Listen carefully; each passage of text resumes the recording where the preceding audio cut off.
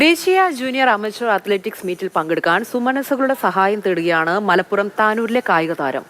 110 metre ഹർഡിൽസിൽ സംസ്ഥാന മീറ്റിൽ സ്വർണ്ണ മെഡൽ ജേതാവായ ഫസലുൽ ഹക്കാണ് പ്രതിസന്ധി നേരിടുന്നത്. വിമാനയാത്ര ഉൾപ്പെടെയുള്ള ചെലവുകൾ വഹിക്കാനാകാതെ ഫസലിന്റെ മത്സരത്തിൽ പങ്കെടുക്കുന്നത് തൃശങ്കുവിലായിരിക്കുകയാണ്.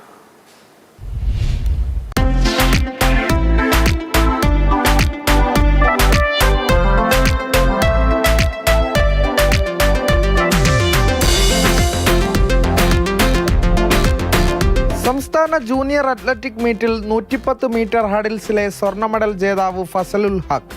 ഇനി ലക്ഷ്യം ഒഡീഷയിൽ നടക്കുന്ന ദേശീയ മീറ്റിലും ആ സ്വർണ്ണ പതക്കം തന്നെയാണ്.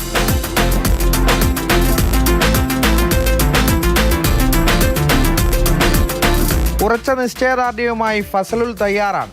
എന്നാൽ ഈ യുവതാരത്തിന് പ്രതിസന്ധികൾ ആശങ്കയാവുകയാണ്. ഒഡീഷയിൽ നടക്കുന്ന മീറ്റിൽ പങ്കെടുക്കാനുള്ള ചിലവാണ് വെല്ലുവിളി. സ്വന്തം പണം കണ്ടെത്തിയാണ് സംസ്ഥാന മീറ്റിൽ പങ്കെടുത്തത്.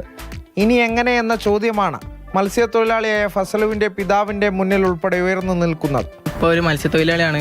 അപ്പോൾ അന്ന് നേരിട്ട് ജീവിക്കുന്ന ഒരു കുടുംബമാണ് എൻ്റെ കുടുംബം. അപ്പോൾ അതിനൊക്കെ മറികടന്നു പോകാൻ സാമ്പത്തികപരമായിട്ട് കുറച്ച് പ്രശ്നങ്ങളൊക്കെ ഉണ്ട്.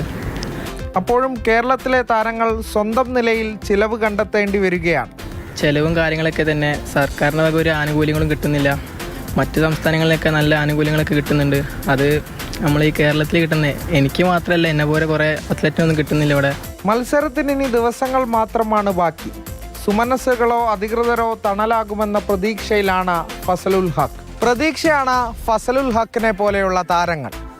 പ്രതിസന്ധികളേറെയുണ്ട്. അത് കാണേണ്ടവർ തന്നെ കാണണം. നാളെയുടെ താരോദയങ്ങൾ മങ്ങാതിരിക്കട്ടെ. അനീസ് തോട്ടക്കാടിനൊപ്പം അരുൺ അമൃതനാഥ്, മാതൃഭൂമി ന്യൂസ്, മലപ്പുറം.